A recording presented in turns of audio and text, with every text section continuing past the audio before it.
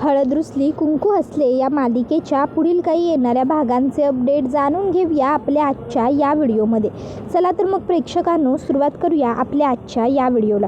तर आता आपण इथे पाहणार आहोत की कशा पद्धतीने आता आबा एक अशी शक्कल लढवणार ज्यामुळे समोरच्या समोर पूजाचा खरा चेहरा येणार. आता नेमकं काय आणि कसं घडतं हे सगळं बघूया आपल्या या व्हिडिओमध्ये. तर इकडे आता जी कृष्णा आणि जो दुष्यंत आहे त्यांच्यापर्यंत ह्या सर्व गोष्टी पोहोचलेल्या असतात की समर हा रोज पूजाला भेटायला जातो आणि पूजाबरोबरच तो राहतो आणि म्हणजे पूजाबरोबर तो खूप वेळ वगैरे घालवतो आणि हे सगळं अजिबातच चांगलं नाही आहे. आपल्याला आता काहीतरी करायला हवं असं कृष्णाचं म्हणणं असतं. त्यावेळी मग दुष्यंत म्हणतो, कृष्णा हे बघ, सरळ आणि सोप्या शब्दात आपण जर समरला समजवायला गेलो तर समर आपलं काहीही ऐकणार नाही. उलट तो 4 शब्द आपल्याला सांगेल. त्यापेक्षा आपल्याकडे एक उत्तम पर्याय आहे आणि तो म्हणजे आपण थेट आता ना एक काम करूया, हे समरचं जे काही सध्या प्रकरण सुरू आहे हे आपण आबांच्या कानावर घालूया. मग आबा समरला काय समजवायचं, कसं समजवायचं ते सगळं काही बघून घेतील. कारण समर आपण जरी समजवायला गेलो तरी आपलं ऐकणार नाही आहे हे आपल्याला माहिती आहे. त्यानंतर कृष्णा आणि दुष्यंत आबांकडे येतात आणि आबांना सांगत असतात की आम्हाला तुमच्याशी थोडं महत्त्वाचं बोलायचं आहे समरच्या बाबतीत. आबा बोला, काय झालं, समरने काय नवीन उपद्व्याप करून ठेवला आहे असं म्हणतात. त्यावर दुष्यंत म्हणतो, आबा तसं काही नाही आहे, उपद्व्याप वगैरे असं काही नाही आहे बा, पण म्हणजे त्याबरोबर कृष्णा म्हणते, मी सांगते आबा ते झालं आहे नवं, अहो समर पूजाच्या नादी लागलं. त्याबरोबर आता हे ऐकून मग लगेचच आबा म्हणतात, पूजाच्या नादी. त्याबरोबर मग आता दुष्यंतला लगेचच आबा विचारतात, काय बोलते कृष्णा. त्यावर मग दुष्यंत म्हणतो, हो खरं बोलते ती. त्याबरोबर कृष्णा पुढे सांगत असते, आबा अहो समरला हल्ली माझी बहीण पूजा आवडायला लागली आणि तुम्हाला तर माहिती आहे पूजाला ना घरादारात रस आहे ना नात्या गोत्यात. तिला फक्त पैसा हवा आहे आणि पैशांसाठीच ती समजा काही करत असते आणि म्हणूनच आता तिला समरबरोबर लगीन करायचं आहे. समर रोज तिच्या घरी जायला लागलं आहे, त्यांचं भेटणं बोलणं रोजचं वाढायला लागलं आहे आणि त्यांच्यामध्ये आता हळूहळू जास्त जवळीक होते आणि हे सगळं चांगलं नाही आहे. आबा तुम्हाला माहिती आहे पूजाला समरमध्ये काही रस नाही आहे, तिला फक्त पैसा हवा आहे. त्याबरोबर मग आता आबा हे समरला सांगायला हवं होतं तुम्ही दोघांनी, तुम्ही त्याला का समज दिली नाही असं विचारतात. दुष्यंत म्हणतो, आबा मागे एकदा मी त्याला समजवायचा प्रयत्न केला होता पण तो माझ्याशीच भांडला आणि कृष्णालाही उलटंपालटं बोलला असं म्हणतात.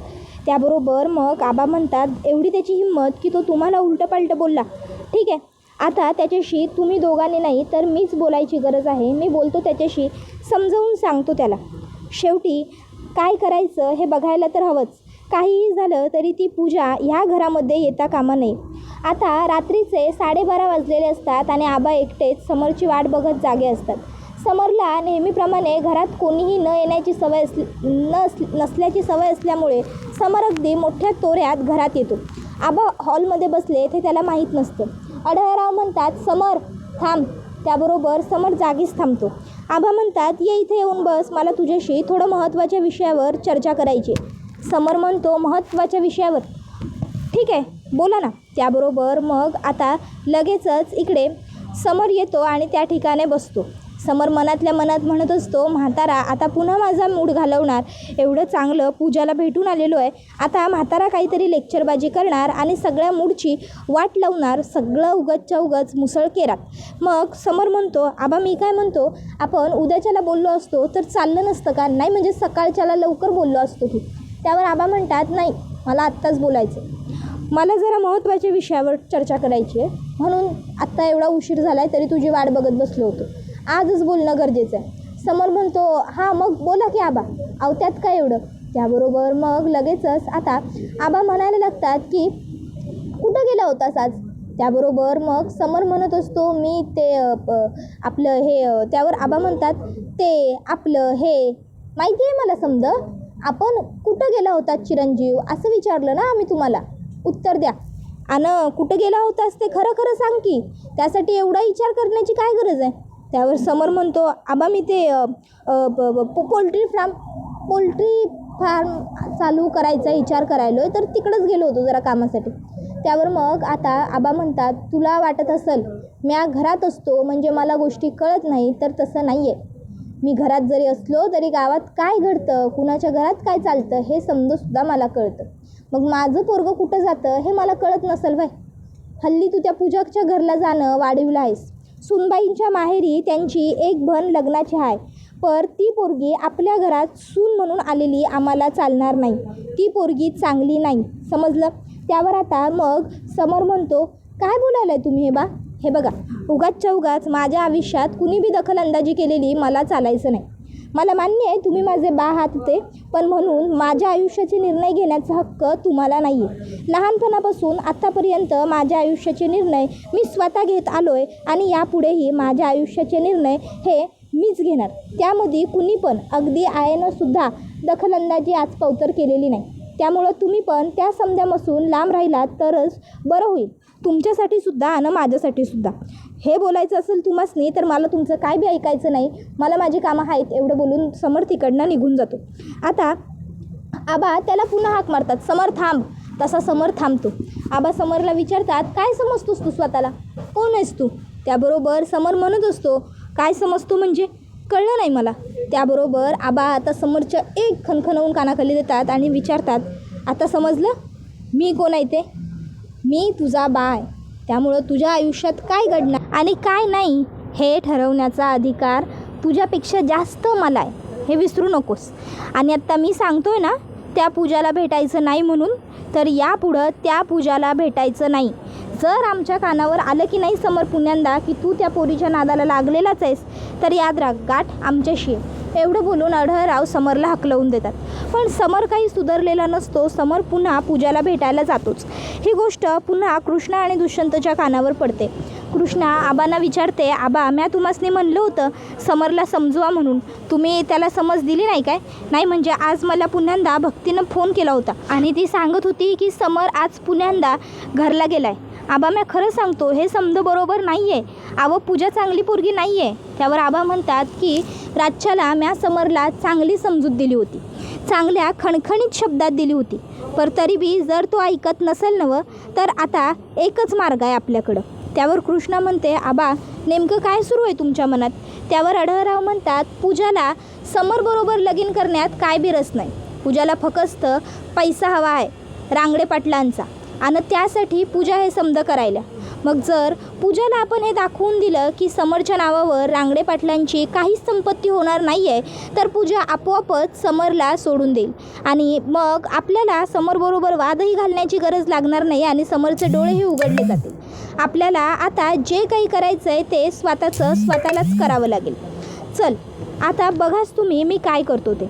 मग आता जेव्हा समर हा घरी आलेला असतो त्यावेळी अढळराव समरला म्हणतात की मी रात्री तुला एवढं समजावून सांगितलं होतं, त्या पूजाचा नाद करू नको, त्या पूजाला सोडून दे, तरीही तू माझं ऐकलं नाहीस. तुला जे हवं होतं तेच केलं शेवटी. त्यामुळे मग आता मला जे हवं आहे ते मलाही करावं लागेल. त्यावर समर म्हणतो, नेमकं तुमच्या मनात काय आहे आबा?